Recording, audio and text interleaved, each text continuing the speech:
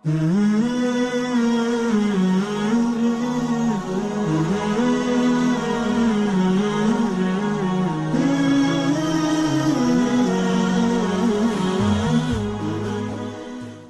ada kemuliaan kepada manusia yang melihat dirinya lebih mulia dan lebih baik daripada orang lain, oleh sebab asal usul masing-masing adalah sama. Maka tiada satu timbangan untuk diletakkan oleh mana-mana individu atau mana-mana golongan yang menggunakan timbangan itu mengatakan saya lebih baik daripada yang lainnya. Akan tetapi bila mana ingin meletakkan timbangan kebaikan antara seorang dengan yang lain adalah timbangannya datang daripada Allah Subhanahu wa taala, barulah timbangan itu adalah timbangan yang sah untuk mengatakan dirinya lebih baik daripada orang lain. Maka dengan demikian tidak ada yang boleh mengatakan bahwasanya neraca kebaikan antara satu dengan yang lain adalah harta, sehingga yang berharta lebih baik daripada yang tidak berharta. Tidak boleh diletakkan juga bahwasanya jawatan itu adalah neraca untuk menunjukkan yang punya jawatan lebih baik daripada yang tidak berjawatan. Oleh kerana harta, pangkat, jawatan bukanlah Allah yang letakkan untuk menjadi timbangan, sehingga dengan itu yang mempunyai jawatan, yang punya harta mengatakan dirinya lebih baik daripada orang lain. Siapa yang letakkan timbangan itu? Siapa yang mengatakan orang yang punya harta lebih baik daripada yang tidak berharta?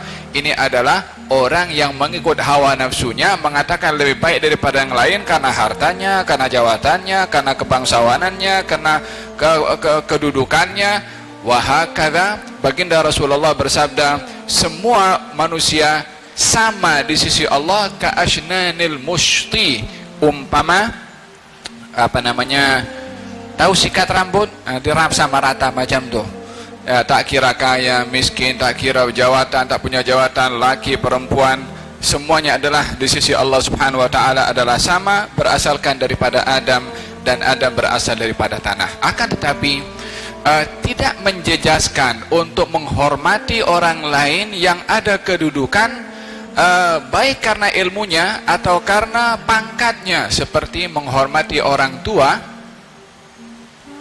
yang kita melihat mereka mempunyai hak penghormatan kepada kita, walaupun belum tentu orang tua itu lebih mulia kedudukannya di sisi Allah berbandingkan kepada kita. Mungkin anak lebih bertakwa daripada orang tuanya, akan tetapi penghormatan tetap diberikan kepada orang tua, hatta orang tuanya kafir tetap dihormati, bukan menunjukkan orang tuanya lebih baik daripada anaknya yang beriman.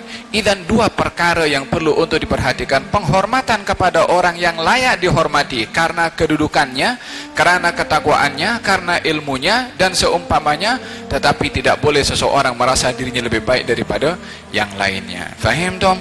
Oleh sebab itu ketika baginda Rasulullah, dan ini adalah membentras apa yang menjadi tradisi kepada masyarakat jahiliyah dahulu tentang konsep at-tabaqiyah.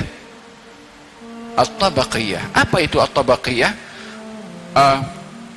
Sebahagian orang-orang Quraisy melihat dirinya seorang yang bangsawan atau keturunan daripada orang yang hebat, sehingga dijadikan kabilahnya, statusnya menjadi ukuran kemuliaan kepada yang lain, sehingga merendahkan kaum fakir miskin, merendahkan hamba sahaya, merendahkan orang-orang yang tidak mempunyai kehormatan kabilahnya seperti mereka yang mempunyai kehormatan kepada kabilah.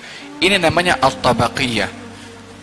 At-tabaqiyah yakni melihat dirinya lebih baik daripada orang lain karena hal-hal yang bersifat keduniaan. Oleh sebab itu, ketika mereka orang-orang yang punya pemikiran seperti ini, zaman dahulu dan zaman sekarang pun juga ada yang menilai dirinya lebih baik daripada yang lainnya dan merasa tidak selevel dengan orang-orang fakir miskin yang lemah atau mungkin yang dianggap orang biasa, melihat dirinya macam tak selesa duduk dengan mereka. Hal yang sedemikian ada kepada sebahagian orang yang mempunyai penyakit at-tabaqiyah yang pernah wujud pada ketika dahulu dan dibentras oleh Nabi SAW. Katanya, sesungguhnya saya ini adalah hamba, duduk seperti mana hamba, makan seperti mana hamba, yakni menunjukkan tawadhu'nya Nabi sallallahu alaihi wa ala alihi wa sahbihi wasallam.